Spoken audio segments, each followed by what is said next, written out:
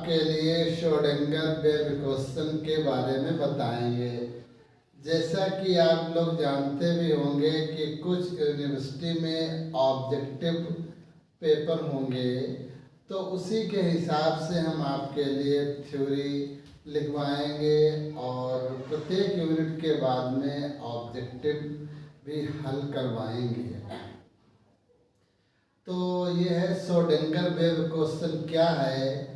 Electron की wave nature को explain करने के लिए डिफरेंट हाइपोथेसिस दी गई। इलेक्ट्रॉन पार्टिकल तो है ही और साथ में उसकी वेव नेचर भी पाई जाती है।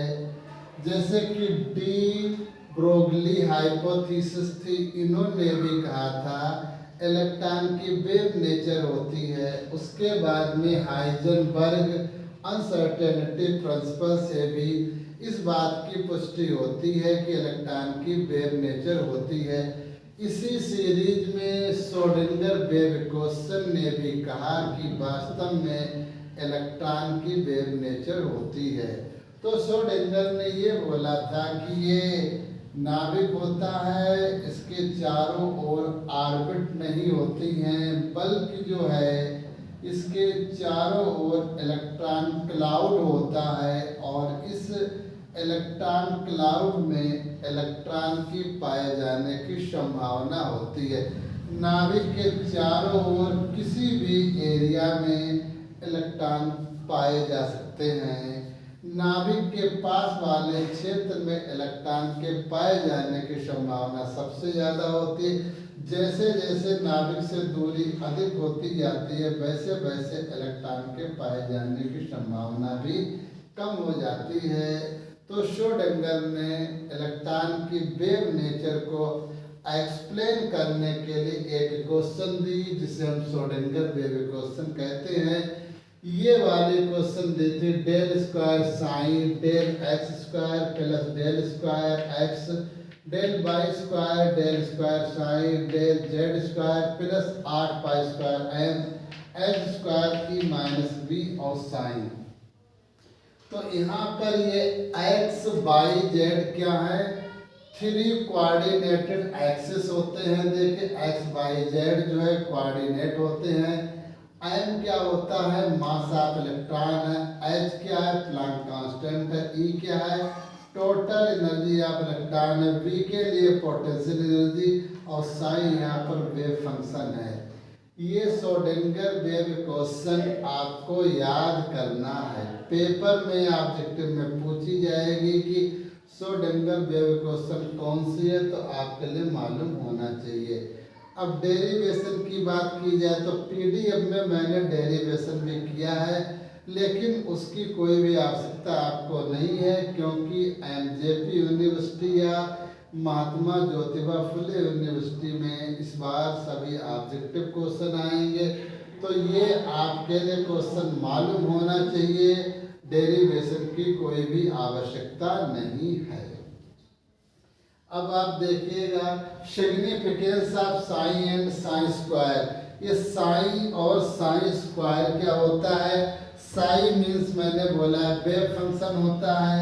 तो देखेंगे आप साइन जो है इसका कोई भी फिजिकल सिग्निफिकेंस नहीं होता है, कोई भी भौतिक महत्व नहीं होता है। लेकिन साइन स्क्वायर का एक बहुत बड़ा इम्पोर्टेंस होता है। क्या इम्पोर्टेंस होता है, नाभिक के चारों ओर जिस क्षेत्र में साइन स्क्वायर की वैल्यू ज़्यादा होगी, वहाँ पर इलेक्ट्रॉन की पाए जाने की संभावना भी ज़्यादा होगी। और नाभिक के जिस एरिया में साइन स्क्वायर की वैल्यू कम होगी, वहाँ पर इलेक्ट्रॉन के पाए जाने की संभावना भी कम होगी। तो साइन स्क्वायर के द्वारा हमें इस बात की जानकारी मिलती है। कहने का अर्थ ये है कि साइन स्क्वायर के द्वारा हम एटॉमिक ऑर्बिटल को डिफाइन कर सकते हैं। इसी के आधार पर एटॉमिक ऑर्बिटल की डिफिनीशन दी गई। एटॉमिक ऑर्बिटल होता क्या है, नाभिक के चारों ओर का ऐसा क्षेत्र जहाँ पर इलेक्ट्रॉन के पाए जाने की संभावना सबसे ज़्यादा होती है उस क्षेत्र के लिए एटॉमिक ऑर्बिटल कहा जाता है। तो इतना ये क्वेश्चन कंप्लीट है, आपको डेरिवेशन नहीं करना है, मैं आपसे बार बार कह रहा हूँ। फिर अगला क्वेश्चन है which of the orbital 1p 2s 2p 3f और 2d आर नॉट पॉसिबल। इनमें कौन सी एटॉमिक ऑर्बिटल पॉसिबल नहीं है? देखिए 1p पॉसिबल नहीं है, 3f पॉसिबल नहीं है, 2d पॉसिबल नहीं है और 2s और 2p तो पॉसिबल हैं। ये क्यों नहीं पॉसिबल है? तो 1p के लिए आप अगर n की वैल्यू निकालोगे तो क्या आएगी? देखिए n की वैल्यू क्या होती है, आप लोगों के लिए मैंने क्वांटम नंबर पढ़ाए थे। 4 प्रकार के क्वांटम नंबर होते हैं n, l, n, s। तो हम इसके लिए n, l की वैल्यू निकालेंगे। n माने होता है प्रिंसिपल क्वांटम नंबर, यहाँ पे 1 है, ठीक है। और p क्या होता है? सबसेल होता है।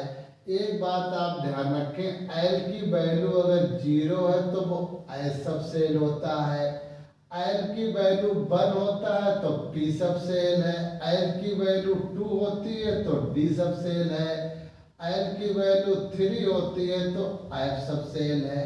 ये क्या है? Azimuthal quantum number. Azimuthal quantum number से हमें सबसेल की जानकारी होती है। अब आप देखिए ये p के लिए l की वैल्यू क्या आ जाएगी? 1 आ जाएगी। ये तो 1p के लिए जो आई है वैल्यू n l की वैल्यू वो 1, n के लिए भी वैल्यू आए, l के लिए भी वैल्यू 1 आई है, ठीक है। अब आप देखिए इसके लिए वैल्यू इतनी आई है, लेकिन असलियत में वैल्यू कितनी होनी चाहिए? ओरिजिनल में n की वैल्यू अगर 1 है तो l की वैल्यू 0 होना चाहिए। आप लोगों ने क्वांटम नंबर में होगा पढ़ा कि l की वैल्यू जो है वो 0 से लेकर के n-1 तक होती है। तो 0 तो ये आ गया, देखिए n की वैल्यू 1 है, n की वैल्यू 1 रखेंगे, 1 में से 1 जाएगा 0। तो 1p के लिए तो ये nl की वैल्यू है, लेकिन ये एक्चुअल में ये होनी चाहिए वैल्यू। तो इसीलिए 1p जो है वो पॉसिबल नहीं होती है। अब आप देखेंगे 3f पॉसिबल क्यों नहीं है, वो भी आप देख लीजिए। पहले 2d आप देख लीजिए। 2d देखिए, 2d के लिए n की वैल्यू तो 2 आ गई। देखिए जब d सबसेल होता है तो l की वैल्यू देखो 2 आएगी, l की वैल्यू भी यहाँ पर 2 आ रही है 2d के लिए। लेकिन ओरिजिनल वैल्यू कितनी होनी चाहिए? ये n की वैल्यू अगर 2 है तो l की वैल्यू कितनी होनी चाहिए वो आप देखिए। l की वैल्यू को निकालने के लिए 0 से n-1, ये तो आ गया 0, ठीक है। अब n की वैल्यू 2 है तो यहाँ पे 2 रख दिया, 2 में से 2 गया 1, तो ये 0 1 आएगी। 2d के लिए वैल्यू ये आई है, लेकिन ओरिजिनल वैल्यू कायदे में ये होना चाहिए। n बराबर अगर 2 है तो l की वैल्यू 0 और 1 होनी चाहिए, इसीलिए 2d पॉसिबल नहीं है, ठीक है। अगर आपके लिए क्वांटम नंबर की जानकारी है तभी आपके लिए समझ में ये आएगा। तो पहले आप हमारा लेक्चर क्वांटम नंबर का देखिए, उसके बाद में 3f क्यों नहीं पॉसिबल है। 3f के लिए n की वैल्यू देखो 3 आएगी, ये प्रिंसिपल क्वांटम नंबर होता है। अगर n की वैल्यू देखिए, अगर f सबसेल है तो n की वैल्यू 3 होती है 3, इसके लिए ये वैल्यू होनी चाहिए n बराबर 3, l बराबर 3। ये इसके अनुसार से वैल्यू है, लेकिन ओरिजिनल में कितनी वैल्यू होनी चाहिए? एन की वैल्यू अगर 3 है तो एन की वैल्यू 0, 1 और 2 ये ओरिजिनल वैल्यू होनी चाहिए। ठीक है, तो होती वैल्यू ये है लेकिन होनी ये चाहिए, इसीलिए 3f भी पॉसिबल नहीं है। अंडरस्टैंड? तो ये क्वेश्चन आपके लिए जो है ऑब्जेक्टिव के लिए बहुत अच्छा है और आपके नोट्स जो है वो ऑब्जेक्टिव के हिसाब से ही मैं बनवाऊंगा। अब है right the values of all the 4 quantum number for 4s and 4p। तो मैं पहले 4s के लिए चारों क्वांटम नंबर बताऊंगा। देखिए n की वैल्यू यहाँ पर 4 है, ये n की वैल्यू मैंने अभी लिखाया था।